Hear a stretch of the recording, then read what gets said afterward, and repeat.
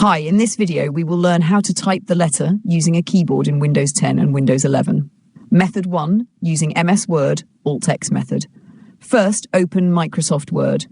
To type a capital, type D1 and then press Alt plus X. It will instantly convert into. To type a small, type F1 and then press Alt X. It will convert into Y. This method works only in Microsoft Word and other Office applications. Hash method 2, using character map, works everywhere. If you want to type enye outside MS Word, you can use the character map. Click on the Start menu and search for character map.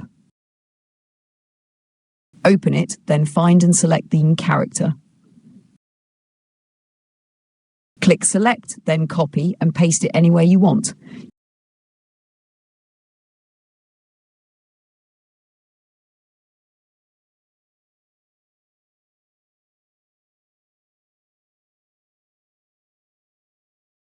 You can use the same method to find and copy the small one as well.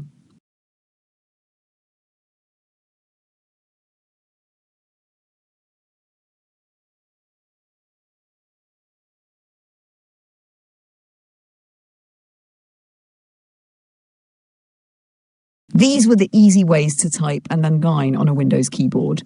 To learn more useful tutorials, watch my other videos.